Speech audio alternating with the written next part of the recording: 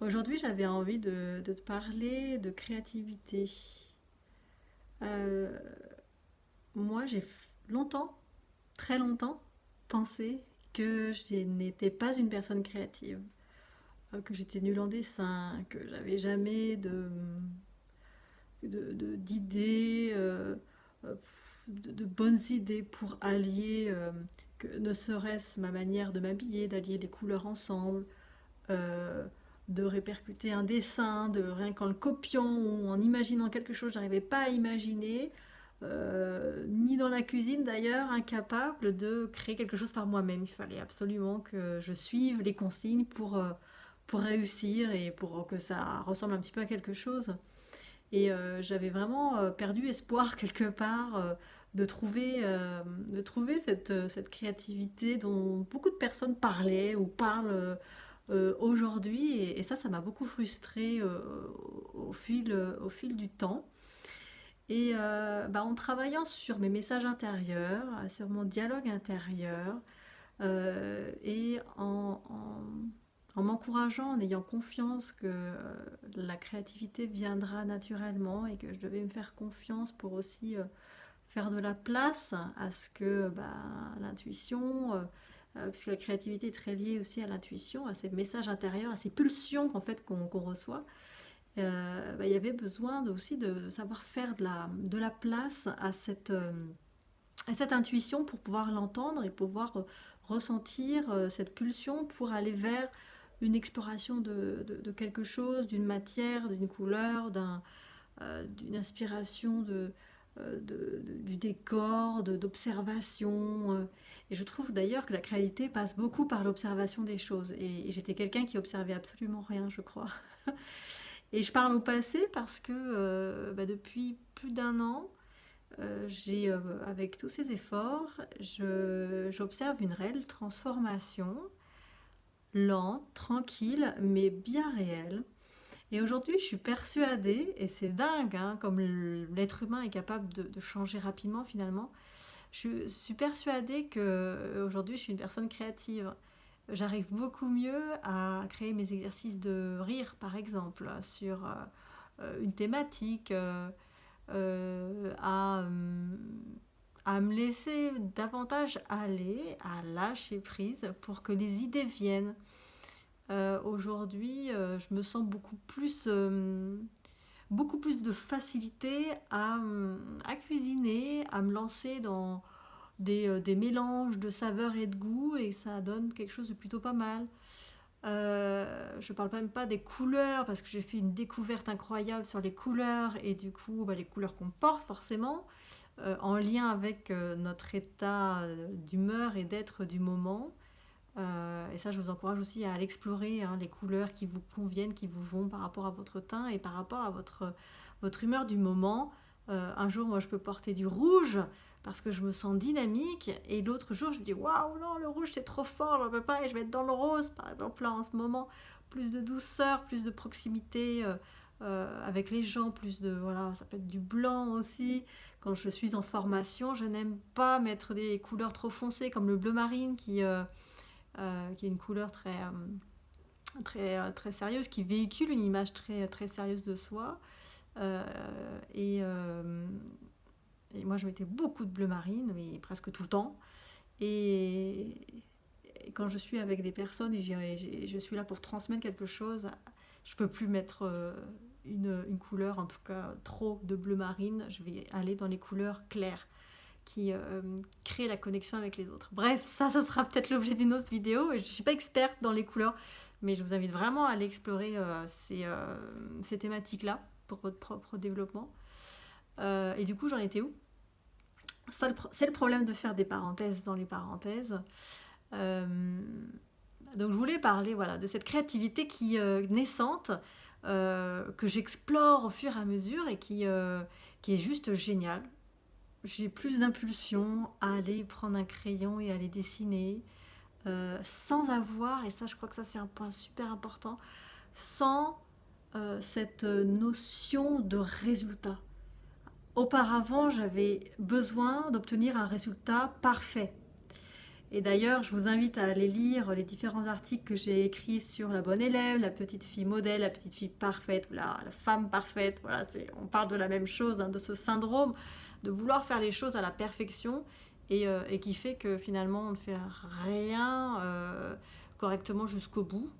En tout cas, on le cherche à faire bien et on y passe beaucoup de temps. Ou alors on est vraiment déçu du résultat. Et ça, moi, ça m'a bloqué ma créativité à espérer un résultat meilleur que ce que j'ai eu.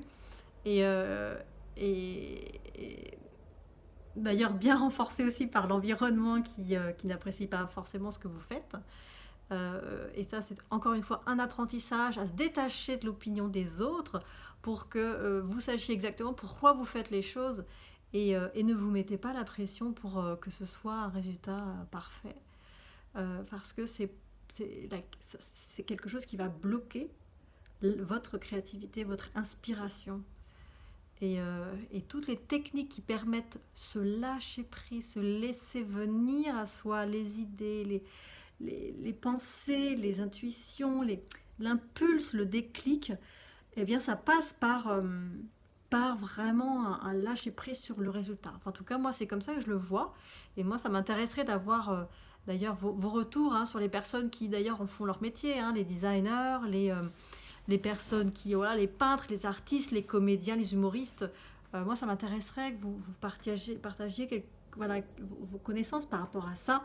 Quelles sont vos techniques à vous pour faire, voilà, quand vous êtes bloqué, qu'est-ce que vous faites pour aller, pour libérer ça, quoi. Et ça peut être génial pour toute la communauté. Et c'est pour ça qu'avec Iris, on a réfléchi à une nouvelle thématique d'atelier.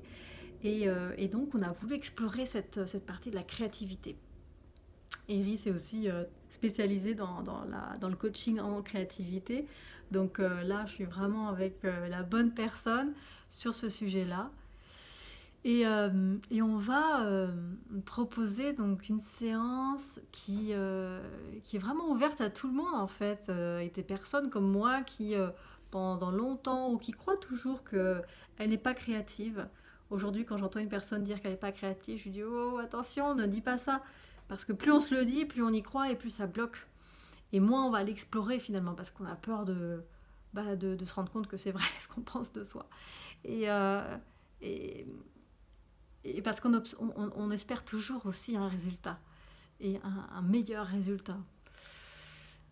Alors voilà, pour les personnes qui se sentent bloquées dans leur créativité, qui ont besoin d'ailleurs en ce moment de booster cette créativité parce que c'est leur métier et être en constante création, ce n'est pas évident. C'est quelque chose, ça peut devenir fatigant et on peut manquer de sources de créativité quand on est en permanence avec ce besoin d'avoir de nouvelles idées.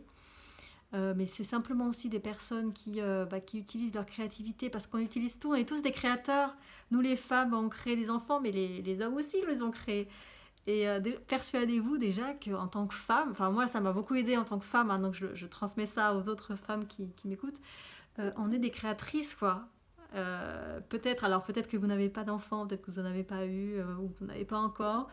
Moi j'ai la chance d'en avoir et c'est quelque chose l'idée à laquelle je me raccroche quoi. Bah si, j'ai été capable de créer, j'ai créé 2 êtres humains, c'est quand même pas rien. Et même si vous n'avez pas d'enfants, moi je suis convaincue aussi qu'on a toujours en fait cette force créatrice en nous et qui va se manifester, une création qui va se manifester de manière différente. Et d'ailleurs, on a des cycles de créativité en tant que femme aussi, ça serait un autre sujet, et ça je pourrais l'aborder sur d'autres programmes sur lesquels je suis en train de travailler avec d'autres personnes, mais plus spécialisées sur le féminin, parce qu'il y a plein de choses hyper intéressantes qui peuvent vraiment vous aider, et c'est transversal quoi, entre le féminin et la créativité. Mais en tout cas, voilà, c'est un atelier ouvert à tous et toutes. Vous qui avez besoin d'un coup de boost, un coup d'énergie, voilà, pour débloquer quelque chose qui vous bloque en ce moment sur l'avenue de nouvelles solutions. Ça peut être simplement aussi, vous avez des problématiques et vous n'arrivez pas à trouver des solutions. vous êtes même en recherche d'emploi ou en recherche de reconversion professionnelle et les idées vous manquent, ou il y a des manières de vous organiser, de programmer, enfin, de planifier votre avenir et vous sentez que c'est pas fluide et il manque des pièces au puzzle. Euh, voilà, je crois que j'ai donné déjà pas mal de situations dans lesquelles vous pouvez vous retrouver aujourd'hui. Et cet atelier il est exactement fait pour ça et pour vous qui vous retrouvez dans cette situation-là. Ça se passe sur 1 heure et en ligne, donc ça vous pouvez vous connecter de partout. On a choisi l'heure du midi parce que pour nous, enfin, on se dit que sur l'heure du midi c'est suffisamment court pour que ça, voilà, que ça vous prenne pas toute votre pause. Et en même temps, ça vous fera une pause anti-stress super efficace dans la journée. C'est une vraie pause pour vous. Et, et on ira ensemble en fait explorer les différentes facettes de cette créativité grâce à l'hypnose que va mettre en place Iris, euh, qui fonctionne très bien en digital et qui est une hypnose plutôt légère et qui va aider toutes les personnes à un peu inhiber peut-être, à rentrer plus facilement dans les exercices de rire que je vais proposer juste après. Et on va explorer différentes facettes de manière super ludique, bien sûr, cette créativité. Et vous savez, si vous me suivez depuis un certain temps, allez voir sur ma chaîne YouTube toutes les explications que j'essaye de vous donner sur les effets du rire sur votre santé, sur votre mental. Le rire va vraiment vous aider et l'atelier aussi dans sa globalité à aller à prendre confiance en vous et à développer votre créativité, mais en plus sur le long terme. On se verra, nous, on fera une pratique vraiment intensive sur 1 heure, mais grâce à l'hypnose qui va vous accompagner tout au long de la séance, c'est aussi des effets sur le plus long terme. On parle de plusieurs jours, voire de plusieurs semaines. On a des participantes qui nous disent que jusqu'à 3 semaines, elles ont eu des effets du rire et de l'hypnose. Et ça, c'est l'hypnose, hein. Il faut le remettre, rendre à César ce qui appartient à César. C'est l'hypnose qui va permettre d'emmener aussi profondément et aussi donc dans l'inconscient un déblocage qui va se répercuter sur vraiment du long terme, quoi. Donc nous, on vous invite chaleureusement à nous rejoindre le 18 septembre à midi. Venez simplement essayer voilà, la séance. Vous n'êtes pas obligé de vous abonner sur plusieurs séances. Venez en mode curieux. C'est vraiment sympa. On expérimente ces ateliers depuis plusieurs mois maintenant. Et les retours sont géniaux. Si vous voulez plus d'infos, allez sur le site de riresous-hypnose.com. On a une page Facebook aussi. On a une chaîne YouTube aussi. Bref, on a créé plein de choses pour faire connaître nos ateliers. Et puis, on vous fera de nouvelles vidéos pour vous expliquer plein d'autres choses qui nous passionnent. En tout cas, d'ici là, prenez soin de vous et puis passez une bonne journée. Bye bye!